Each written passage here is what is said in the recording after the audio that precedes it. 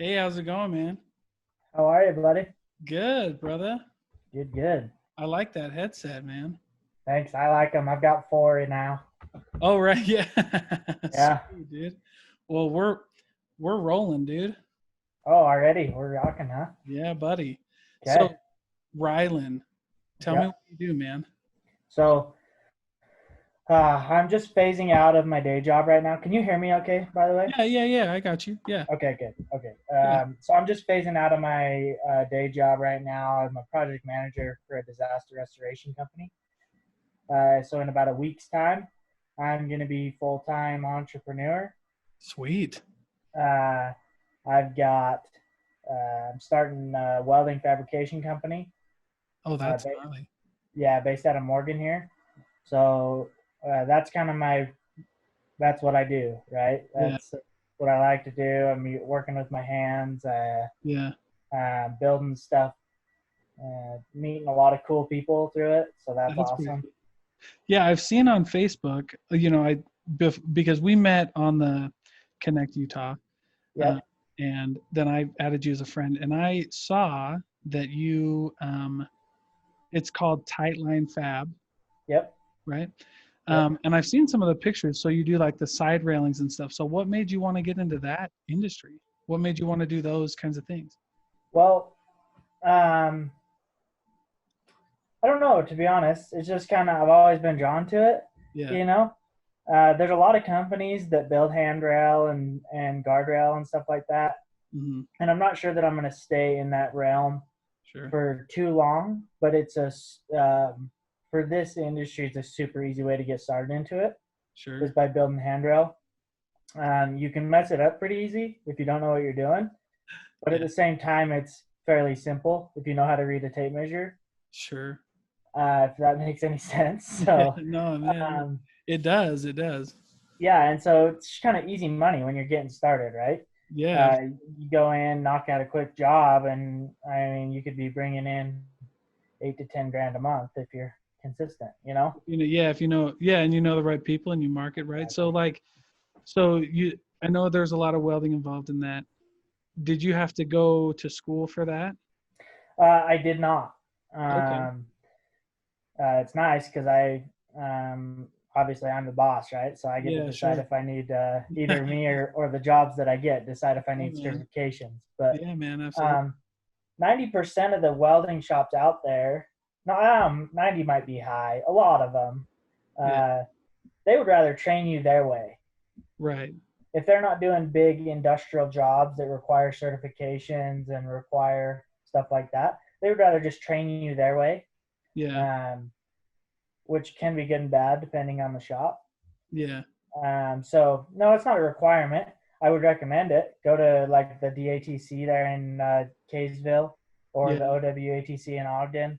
It's one of Yeah. the good local trade schools, and Yeah. get some good welding classes in, and then through those classes you get certifications and stuff like that, which help you along the way. But Right. How did you learn? just kind of grew up. Morgan's a super small town. I'm sure you know. Anybody listening though, Yeah. Morgan's a super small town, like 5,000 6,000 people. So uh, pretty rural. When we needed something fixed, we fixed it, type thing. There you go. Yeah. My dad was the boss of a weld shop when I was really young. That's cool.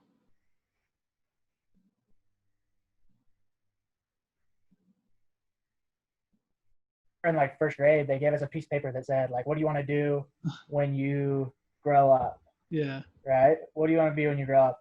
And 90% of the kids in the class were like, "Oh, I want to be a doctor. I want to be an astronaut. I want to be the president or whatever." Right? Yeah. And I was like, "I want to be a welder like my dad." Heck yeah, man. And so ever since then, just kind of stuck with me. Yeah. So That's sweet. Well, I think it's always good to open up like the trade school option for people and yeah, or just following along with what you're doing because a lot of these trades you could go to DATC, um, like an electrician or a plumber or like a lineman, and you're still uh, going to have to do an apprenticeship, right?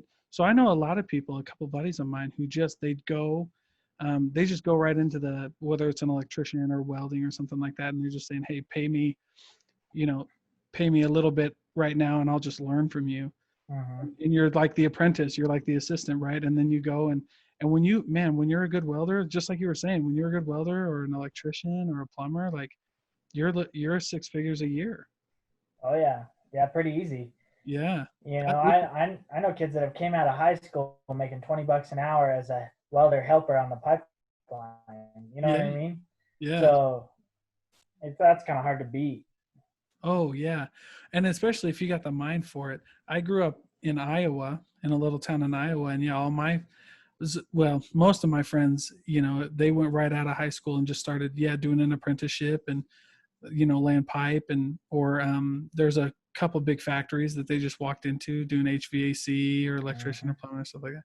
So I love that kind of side of the entrepreneurship too. Because if you find something you love, you don't necessarily need to go to school, which a lot of people, I'm not a college basher, right? If you want to Right. go to school, go to school. You know what I mean? To each his own. And I believe in kind of whatever makes you happy. But to this token, like if you find something you love, you don't necessarily, with the internet the way it is, you don't need to go to school, or you can go to a trade school. Like, so what would you say to people who like who have that, who are maybe getting some flack for, you know, maybe wanting to go to a trade school or maybe want to start their own business, but you know they're getting flack for it. Like, how did you overcome some of that, or did you even go through it? Um, Not really. My family wasn't big on college in the first place. I've got there's four boys, me and three brothers, and Yeah. only one of us went to college, Yeah. and it wasn't me.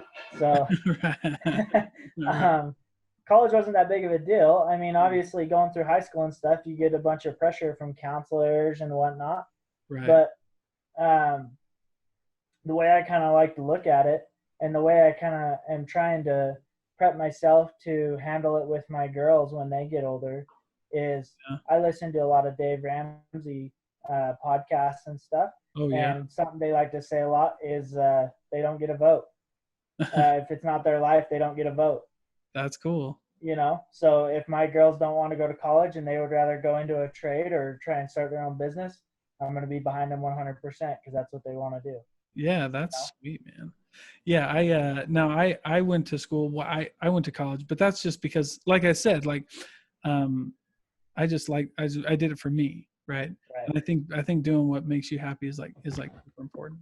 But now tell us the tough side, because we were trying to set this up and had to reschedule once, right? Because you work 70 hours a week plus a week, which you know, some people aren't ready for it, man. Tell us about the work ethic that goes into that. Oh man, I never thought growing up that I would get told so much that I worked too much. Right. I just didn't think that was a thing because I was Yeah. used to it. My dad worked for Staker Parsons, a local company here to Utah, Yeah. and he did that for his day job, and then he ran a mink farm after, Oh you know. wow. And Yeah. so growing up, that was just how it worked, you Right, know. dude. Yeah. Dad got home from work, we went to the mink farm and hauled manure and fed and watered mink and Yeah. all that, you know. And so Sweet. working a lot of hours was just kind of how it went.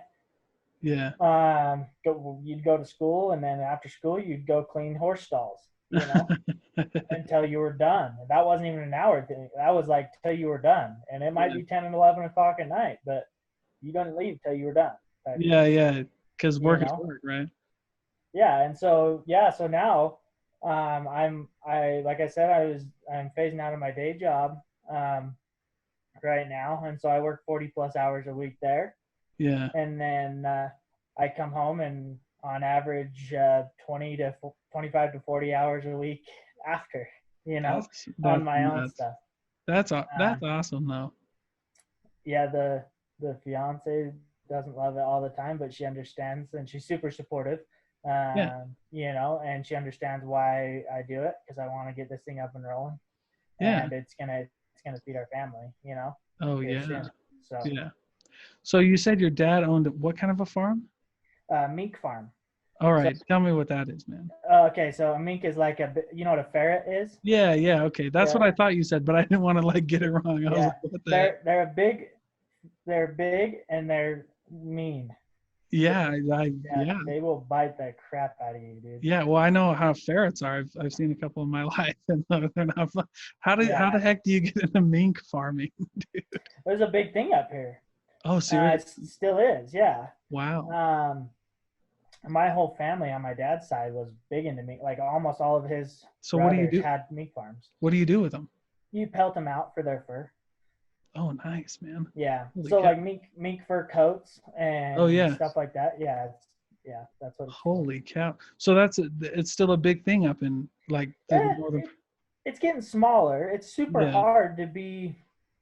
Um, it's not a huge industry nowadays with the um, uh, organizations like PETA and stuff sure. going around. They got a Sure. lot of money backing them, right? Yeah, And right. so it makes it really hard for these mink farmers to make a good living Yeah, I bet. Well, I bet. anymore. Yeah, man. Holy cow. Because you got people, you don't have as many people buying fur coats, you don't have as many people wanting fur pelts for their fancy purses or whatever. Yeah. You know what I Yeah. mean? And which means not you're not going to sell as many pelts, or you're not going to Right. sell them for as much money. Oh, sure. Yeah. And you got to pay for feed every week, and you got to pay for the water for your farm and Yeah, yeah. equipment. Dude, that's awesome. I mean, that's nuts. When you said that, I was like, man, I don't know if I heard him right, but that's crazy though. Like the idea that where would somebody get like mink from? Where would somebody get a mink? Like, Like a live one? yeah, like a live one. Oh, you'd have to buy it from a farmer, Okay. from a mink farmer, if they would be willing to sell you one. If they Um, sell you one, holy crap. yeah, I mean, it's not like it's like cattle farming, right? Like Yeah, if you're sure. gonna buy a cow, you're gonna buy it to butcher it, Yeah. right? Yeah. Because you want to eat it. Yeah. Yeah. That's kind of the whole point, right? Right. You were like The pig whole farming point, or yeah, yeah. the whole point of mink is their fur. You don't eat them. Yeah. They're stinky, mean little suckers. Like Yeah. you So know, you so so you grew up with that. yeah, that's what I grew up doing, dude. That's nuts. And that's not easy work. Like you're Yeah. hauling mink manure and wheelbarrows Yeah. and just How many what do you call it, like head of mink or I don't know how would you oh, say that? it's average mink farm is over 10,000. Holy crap. Yeah, over So like 10,000 mink. so kind of like chickens or something? Yeah, yeah. Wow. Except for they're all in their own individual little cage, little Yeah. net wire cage. Yeah. And you got to keep them bedded with shavings and make sure they're keeping water and feed them Yeah. every day individually. And Wow. yeah, it's a That's nuts, process. man. Yeah, holy crap, that's crazy. So Yeah. right now we were talking earlier, you build like the handrails. So but you said you want to transition into something different. Like what's your whole vision for your business? So I really like doing larger commercial industrial stuff. Okay. So where I learned a ton, most of what I know how to do was for a company out of Brigham City, and they do a ton for companies like Staker Parsons and Uh, Conrock and Geneva, like oh wow. crusher plants Yeah, and, those and big guys. Yeah. asphalt plants and stuff like that. Yeah. So you're constantly like relining those big front end loader buckets or rebuilding them or Wow. building new stands for their belt lines Yeah. and you learn how to do stuff like that from scratch, and it kind of opens up the world of welding and fabrication to pretty well whatever you can dream up as long as you have the equipment to do it. Yeah, wow. Holy cow. So right now the rails are just to start up, and then you're going to get into the big like baskets and things like that for these big companies.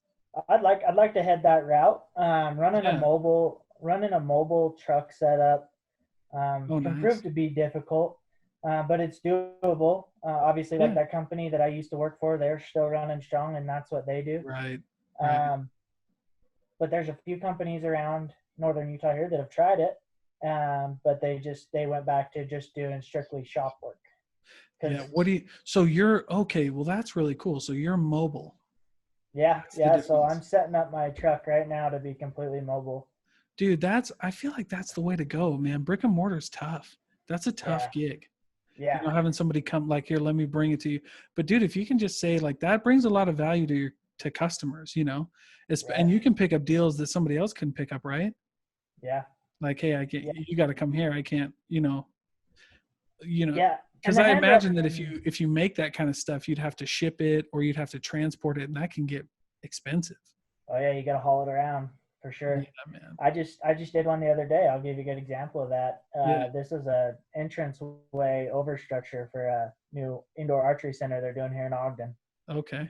Um, so this sucker was 8-inch square tubing, quarter-inch wall, 22 feet long, Yeah. 13 and a half feet tall. Oh my goodness. It weighed like 2,200 pounds. Yeah. So I had built it at my shop that I rent. I built it in 2 separate pieces, and then I had to haul it down on the trailer. Yeah. And then I pulled it off the trailer. We had to go rent a piece of machinery because I don't have a truck with a crane on it yet. Yeah. Okay. We had to rent a piece of machinery, pull it off the trailer, try and set it up in the sand to where it was flat. No. Yeah. So we had like wood shims and metal shims and everything, getting everything all flat, and then weld it out on site into one full piece, and then set it up. Yeah. And so that's the type of thing that really I enjoy doing is those bigger ones. Right. Not only because it pushes you to really use your brain more Yeah. versus just going to a job and throwing on a welding hood and welding all day. Right. Yeah. But it also means you're working on projects that have a lot bigger budgets. Yeah. Yeah. Which means you have potential to make more money. Yeah. For the company. Well, and you get to bring that to customers too. Like, hey, I can go on site, and you can almost custom build because you're right there, right? Yeah. And you're with them. Man, that's such a good idea. That's a great idea. Yeah. So it's been a pretty crazy few months. Yeah, I bet, man. Well, it's tough work, dude. Because if you're gonna not only have your truck and your setup, and welding equipment is not the easiest thing to carry around either, right? Yeah, I just paid off my brand new Lincoln engine drive welder 2 days ago. Yeah, dude, they're expensive, and maintenance on those alone, dude. Holy cow! Yeah. So where did you come up with the idea to go mobile instead of just going like a traditional shop? It's just kind of been like the route I wanted to go. Yeah. Since I worked for that company up in Brigham. Yeah. Because right after I left them, I went to work for just a traditional shop. Yeah. Here in Morgan. Okay. And my job title there was welder. I wasn't a fabricator. I was the welder. Because I got so much welding in on jobs up in Brigham that my welding was superior to most everybody in that shop at that point. Okay. Minus the bosses. Yeah, right. Well, yeah. So what we did there was we built crash barriers for the freeway. Oh, wow. So you welded crash barriers? Oh, yeah, the metal ones that I see like alongside of a cliff or something like that. Yeah. Yeah. Oh, so wow. Right before you're getting ready to go over a bridge. Yeah. There'll be a metal structure right there that is actually set up on a hydraulic ram. Oh, wow. And a pulley system, cable and pulley system. So when you hit it, it slows the impact. Oh, wow. And so literally what I did there was I welded out the entire base frame for those crash barriers. Wow. And so I would go in at 6:00 and I would throw my welding hood on and I would weld till lunch, come back from lunch, and then weld till 4:30. Yeah. And that's all I did for 3.5 years. So jeez. I got a lot of practice in. Yeah, no, man. But hey, now you're your own boss, man. Right. That's so cool. So you so you went through that whole, taught yourself, learned from other people, and then got it up. And see, a lot of people think that starting their own business, whether it's in metal fabrication, welding, or like a service, or anything like that, that they can just start a business and run. You know what I mean? Like I remember starting my first business, and I couldn't believe how much there was to learn, how much I didn't know, like when I actually started digging into it. You know what I mean? Yeah, I know exactly what you mean. Yeah, tell me. Yeah, I see that. Yeah, man. Holy cow. So what do you think prepared you the most? Like, what was the biggest eye opener for you for starting a business like this That welding one, business? that one's easy. So, after I left that company here in Morgan, I was kind of feeling burned out because I was just welding so much, right? Right. Um, so I actually went to work for a disaster restoration company right after that as a project manager, Okay. and Yeah. they were just a startup company. And Yeah. I'm really good friends with the owners of the company. It's how I got the job Okay. in the first place. And so I was involved in a lot of meetings and a lot of conversations that typically I wouldn't have been involved in That's had I cool. not had the relationship, right? Yeah, that's really cool. And these are guys that I spent a lot of time with outside of work as well. We'd go on backpacking trips, and so there's a lot of conversations had about business, right? Yeah, absolutely. So I learned a ton being with those guys, even That's though it wasn't amazing. a metal fabrication company, right? It was a Right. business and it was Right. getting started. And one of these guys used to own one of the biggest audio video companies in the state of Utah before the big market crash in '08. Oh, wow. So he knows what he's doing, Yeah. Yeah. Oh, yeah. you Absolutely. know? Yes. So, yeah, that's definitely for sure to answer that question. Just working with these guys and not only learning a lot of good things that I can use to my Sure. advantage, Right. but also learning some ways that I don't want to run Yeah. my thing. That's, yeah, You know man. what I mean? Yeah. And taking the good with the bad. Oh, dude. Um, Yes. so yeah, Well, right. I always like that. And that's the other thing. And that's one of the main reasons that I love having people on who are small business owners, entrepreneurs, right? Is because a lot of people don't realize that. Like, get in with the right people. And then not only that, but like, listen. You know what I mean? Because if you hadn't cared about listening, or you were talking too much, right? Like, that knowledge doesn't get to you. And there's a lot of knowledge out there that you can't necessarily Google, right? Like, if you Google how to start a business, you're either gonna get an ad that, like, let me start it for you ad, right? Which right. you should never do. Yeah, Or you get like the 10 steps, which is like, here's, you file your LLC and then get a really good idea. You're like, well, I have a really good idea. And people don't realize that it's about the connections, and it's about listening to people who've already done it.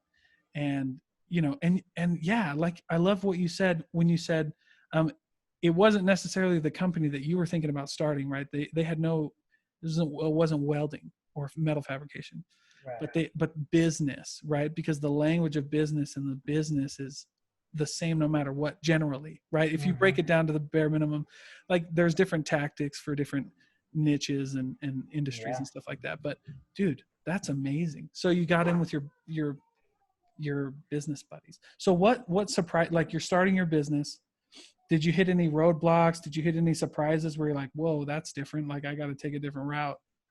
Well, um, like deep down, I'm still just a country boy from Morgan, you know. And Right so on, dude. diving into all the like the legal and the paperwork stuff, Yeah. trying to just figure out from scratch. Like I didn't have anybody to just sit down with me and walk me through how to get registered with the state and how to get my like just had Yeah. to, it's just SBA.gov and figure it out type Right, thing. dude. You know what I Yeah. mean? Yeah. And that probably was like a month-long process for me, just diving in and making sure that I had all my T's crossed and my I's dotted Yeah. and making sure I wasn't missing steps. And I'd run into a roadblock and I'd be like, I've got to ask somebody about this before I move any farther because I have Yeah. no freaking clue. Like sales tax, Oh, right? yeah. Like Yeah. I'm like, I don't know if I need this or not. You know what I Right. mean? Right. Right. But the way that I set up my life up to this point, from like the day I turned 14 years old up to this point, I've got probably 7 very successful entrepreneurs in my contacts in my phone that I could call Yeah. at any point in time and ask them a question and they'll answer it. But that's Dude, just the that's way that awesome. I've set up my life. You know what I mean? Yeah. Um, Wow. because I'd be in high school and I would see all my, sorry, I'm kind of diving off on a tangent, but I feel Go like ahead, this is man. important. Go for it. Go for it. So I'd be in high school and I'd see all these kids like just cramming for college, which, like you said, there's nothing wrong with that. Yeah. but I knew it wasn't for me. Right. I didn't even Right. like high school, let alone going to college, you know? Yeah. No, I'm with you, dude. I'm with you. So, and I'm like, man, because Morgan is a very entrepreneurship rich environment. Yeah. Um, most, if not all, the businesses are just mom and pop businesses up here. Cool. You know, so that starts with Cool. that, and then on top of that, it seems to be an area where people who do own their businesses like to move up here because it is rural, kind of out in the country, up in the hills type thing. Yeah. Yeah, You man. get to know a lot of people, you That's know, and great. so Yeah. from the day I turned like 14, I just started trying to surround myself with people that knew what the freak they were doing, Right. you know, and they Right. knew how to run a business. They probably ran multiples, you know, Yeah. so a lot of them still do. Yeah. Um, and up to this point, it's got me to the point where my network is, even at 27 years old, Yeah. I've got some guys that are multi-millionaires, you Yeah. know, probably deca-millionaires at this point, that I could call and they're gonna be like, "Hey man, what's up?" You Yeah. know, Yeah. and I'm not even close, but they know who Right. I am, and I've worked my butt off to get in good with them. You Yeah, know, man. Dude, I so like what you said there. Yeah, you know, you have to earn those relationships. Because I'll tell you what, man, those guys they don't give away information as freely as you think they would. You know, right, like we're in like the we're in like the entrepreneurial world right now, and where you can't go on Facebook without seeing a motivational speaker talk to you about money. But the guys who really like know business and are involved in business in your hometowns or in your cities or whatever, like they, they don't have a lot of time. And you know what I've learned too is like people take it more seriously. It's more valuable to people when you have to earn that relationship, or you have to earn that kind of trust with those people. So they'll tell you the real stuff. So they'll be, open with you. Right. not only that, but you're willing to. Oh, dang. You know what I mean? Yeah. You're willing to put in the Yeah. time to earn it, Yeah. Yeah. because at that point they see like this kid's on a mission. He Yeah. might only be 15 or 16, but he's got something in mind, Yeah. and I'm kind of interested to see what it is. Yeah, exactly. And then they're pretty open with it. And then when they tell you something, you do it, right? Because that's the most frustrating thing is when you give somebody like a golden nugget that you worked for, that advice that you like, how hard it was to get, and then you just give it to somebody and they do nothing with it, man. That's frustrating. Oh yeah, I'm I I'm in call those sales. assholes. Yeah, right, dude. I'm in sales, and we'll have salesmen come up and how do I do this or how do I do that, and then you just tell them, and you almost give it to them, right, like a parent. Like you give them the easy way out, you give them the path of least resistance, and then they don't even do that. They don't even do the easy stuff that you told them to do, right? Like I think there's almost more value in learning from the learning the hard way. Right. Oh, 100%, dude. Dude, yeah. Like I grew up like if you wanted something, you better get your butt to work because that's Yeah. the only way you're getting it. Yeah, go get it, man. You know. That's gnarly. So I've also seen. So this is kind of off the business track, but I saw one of your posts on Facebook that you were with the Utah Snowmobile Association. Yeah, buddy. Oh, Yeah. dude. All right. Well, what's that? Okay, so just like anything, like you got the Utah Off-Road Association, you got Ski Utah, Yeah. anything like that, right? So Yeah. this is just Utah Snowmobile Association.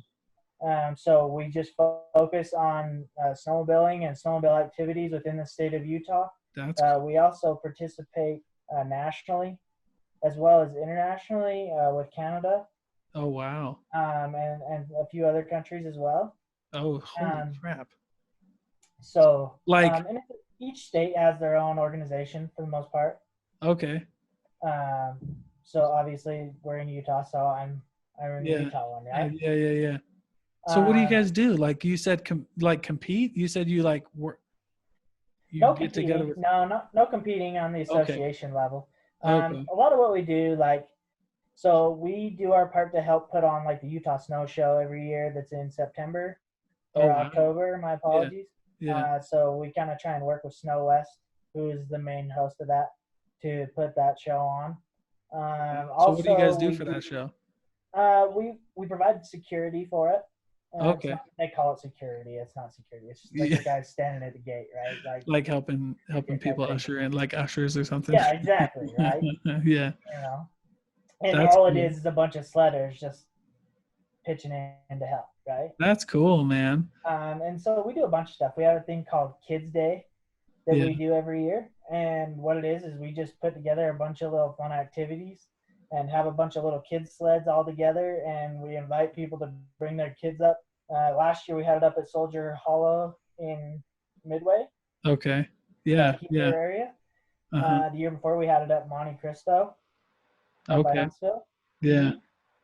And and yeah, we just invite them to come up. We have hot cocoa. We typically have like a campfire going for people to stay warm. Yeah. We have like a little scavenger hunt type thing, Yeah. and questions they can answer for prizes. Usually the Utah Avalanche Center's there with the booth, Oh, wow. helping us out. We work really close with them, the Utah Okay. Avalanche Center, on a ton of stuff. Yeah. Just a bunch, man. We work really close with the Utah DNR on trail reports and trail grooming. Oh, wow. That's Um, cool, man. See, I never knew about all the little like the niche like little associations they here in Utah, but there's a ton. And I yeah. think So go that ahead. Go ahead. I was just going to tell you our big thing right now for the association. We just started this last year. We got a federal grant for this. We started a education program, avalanche safety and snowmobile education program. Holy cow. So what we did is we built out a full enclosed trailer with fold down benches, a TV. We put the white aluminum coated sides on it so we could write on it with dry erase markers while we're doing the classroom section. Yeah. And so anybody that is a member of one of the Utah Snowmobile Association clubs, which there are 9 of them now, I think, Holy 8 or 9 of them throughout the state. Anybody who's a member of one of those is automatically can participate in one of these classes for free. Okay. Just by being a member of one of the state clubs. Oh, wow. And so what we'll do is we'll set a date, and then we have everybody meet us at the parking lot, the trailhead, whichever one for their club they decide. Yeah. We'll do like a classroom session that's like an hour and a half-ish long. Go through equipment, safety equipment, how to use it, different functions of it, how it all works. Yeah. Some basic level avalanche safety and awareness stuff. Yeah. There in the trailer. We are not a certified like trainer for avalanche safety through ARI or AAA or anything. Okay. So it's really just a basic snowmobile and snowmobile safety course. That's awesome, man. So holy cow! So you have the association, and then there's like 9 or 6 like Utah snowmobile clubs that are under your association. Yeah. And is that like a big thing? Do a lot of people participate in that as far as like classes? So like the Davis County Club, that's probably the biggest one. Okay. County Club. It's got probably 50 plus members in it.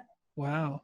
That's cool, man. Yeah, and they do really good. Like they have monthly meetings. They have every year they have a fundraiser where there's a local group called Boondockers. They make a movie every year. Yeah, Like they'll video it the year before and then make it into a movie for the following year, right? Yeah.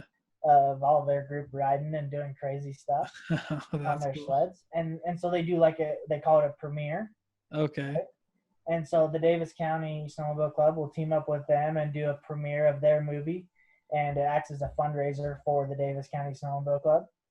Boondocker helps them out like that. So,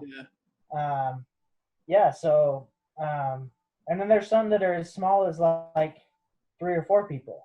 Oh yeah, okay. You know, it's just we're really trying to focus on boosting up the number of clubs and the number of people willing to get involved with clubs. Yeah. So what does it take to get involved, and like what do they do? So you really just got to get a hold of any of us on the board, we have, if you go to our website, snowut.com, Okay. there's a join button that you can do there, that you can click there. Yeah. And we have a drop down with all of our clubs listed. Okay. And you can just sign up there. There is an annual fee to get in the club. I think Sure. it's $50 for a family membership. I could be wrong there, but I think Yeah. that sounds about right. And That's that's up to pretty 4 sweet. people, Yeah. for a family membership. Yeah. And then And then they sign up for a membership and they just get those perks of going to the training and getting involved with the groups and getting on the yeah, and they have movies. like club rides every month, where Oh, the whole cool. club will get together and go ride out of a certain trailhead. And That's cool. yeah, Now, so now, did you meet anybody, like any of your business friends in these clubs, or 100%. Yeah. did you really? Yeah, so Wow, my man. insurance guy is Yeah. our education coordinator Okay, cool. for the association. Yeah. Grit Insurance plug. Okay. You can There you pay me go. later. Um, Right. Cool, man. and then Cal Taylor is our association president. Uh-huh. He owns Northern Lighting Company out of Okay. Davis County. So Yeah. they do Christmas lights, decorative lights, window washing, all that kind of stuff. Wow. So Wow. look them up if you need them. Um, let's see here. That's Man, cool. there's a ton of them in there. Yeah. That Well, I are think all, so. A lot of people also, back to kind of like the business side of things, that's one thing a lot of people miss too. Like, how do I network, right?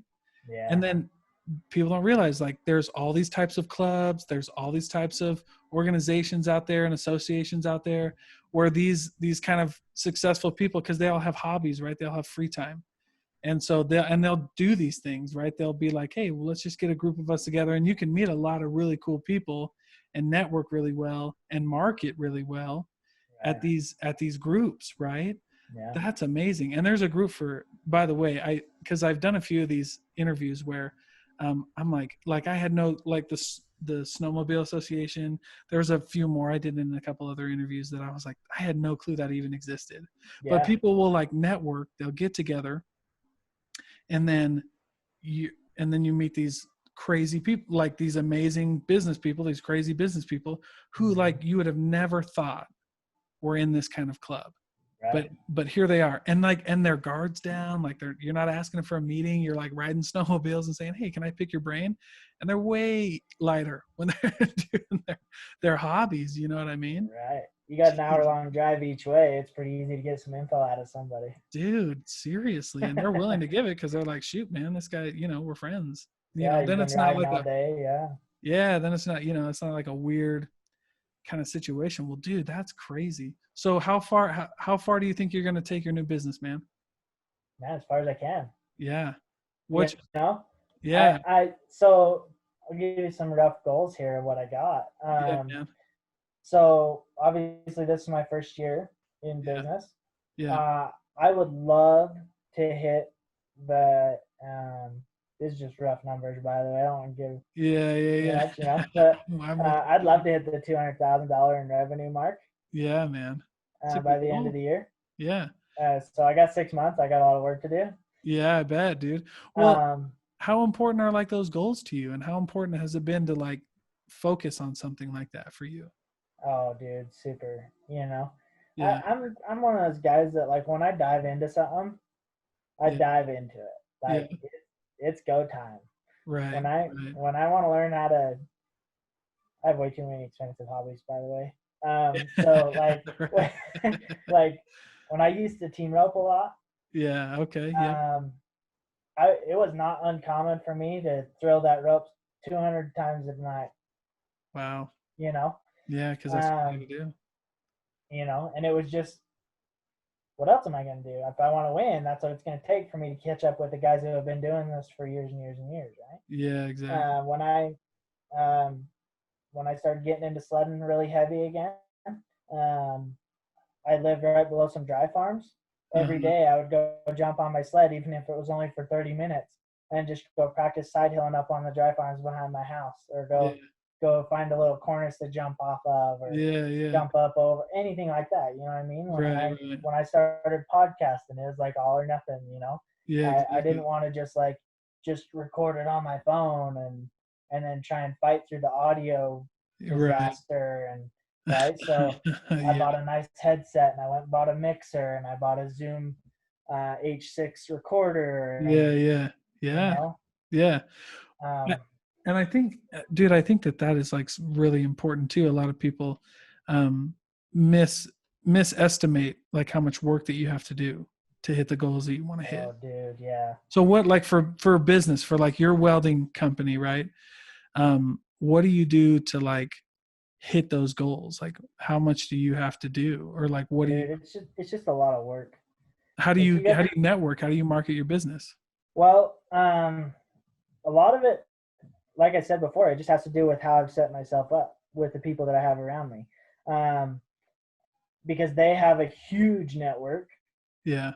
and they'll be at lunch with some dude, or they'll be out golfing with some dude one day, and he's Yeah. gonna be like, "Man, this stinking vinyl handrail that I had put on my house just blew off in that windstorm." Oh man, And they'll be like, "Oh, I got a guy for you. He'll build you some metal stuff that'll last you 10 times as long, that's sweet, probably man. the whole life of the house, you know?" Yeah. And so, to be honest, I haven't needed to do any marketing up to this point, That's cool. Well, that's great. and Yeah. it's kept me more than enough busy, Yeah. part time, Yeah.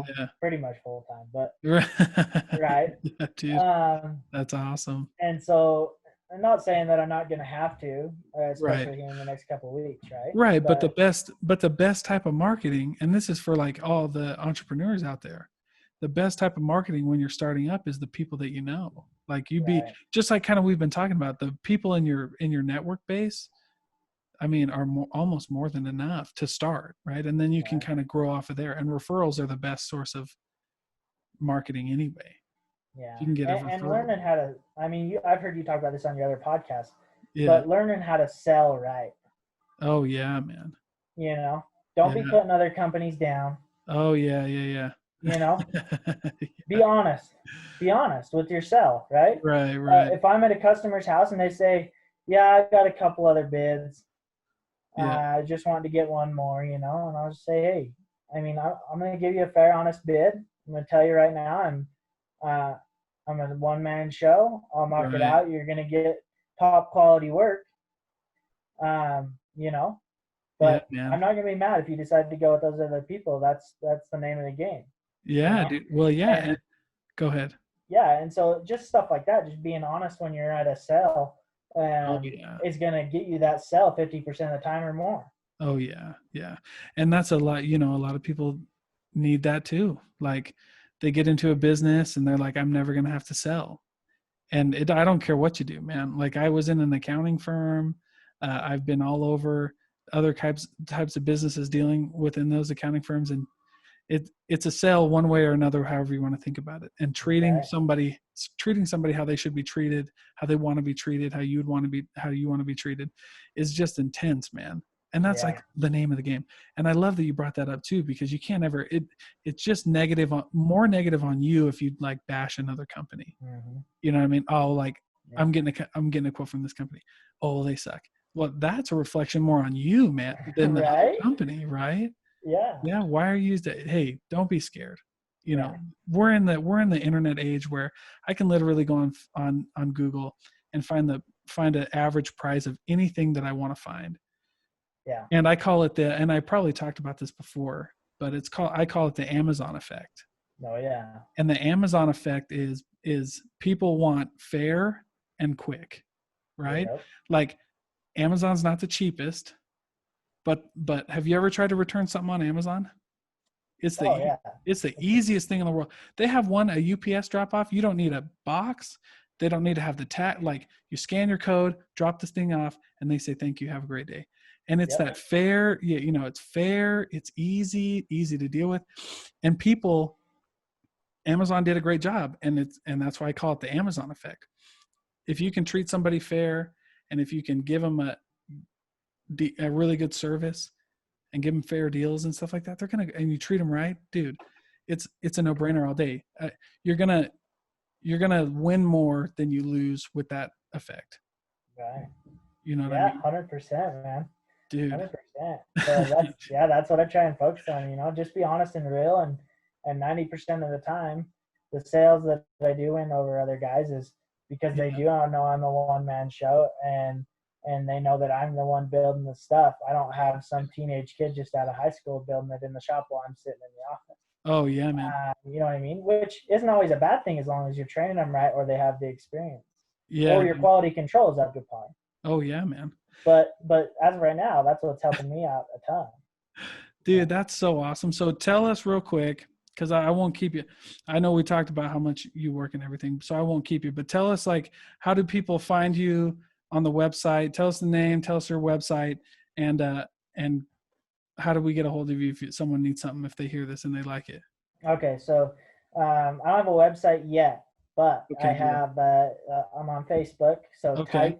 Tight Line Fab, TIGHTLINE, one word, Okay. and then Fab, FAB, Okay. on both Facebook and Instagram. Cool. And then you can just private message me. It literally comes straight to my phone Sweet, because I am a one-man show. You yeah, know? dude. I shouldn't say that. My fiance is amazing. She helps me with all sorts of stuff, but Oh man. The, I the couldn't do it. power of the power Yeah. of spouses and other people helping, dude. I'm with you on that, man. Yeah, I couldn't do it without her support at all. In fact, that's part of the reason it took me so long to get into something, you know, Yeah. because I just didn't have the support before. But that's another story for a different day. Dude, there you go, man. Yeah. Well, hey, go ahead. And then as far as like the snowmobile stuff goes, if you're interested, anybody's interested in that, Yeah. you can just look up me personally at Rylan Rouser on Facebook, or Okay. you can message us at Utah Snowmobile Association. I am the social media guy for the association, Right on. so you're gonna get me there too. Cool, If you message them. you're all over the place, dude. I love it. Yeah, and then the snowmobile podcast that I do is Sled Addicts, SLEDADX. Hey, I'll check it out, dude. That's sweet. Yeah, so Sled I'm a little addict. behind on that. It's kind of taken a back seat to the welding company, I'm sure. Yeah, man. but mainly because it's more of a hobby business than it is a business, like a professional business, right? And Yeah, so man.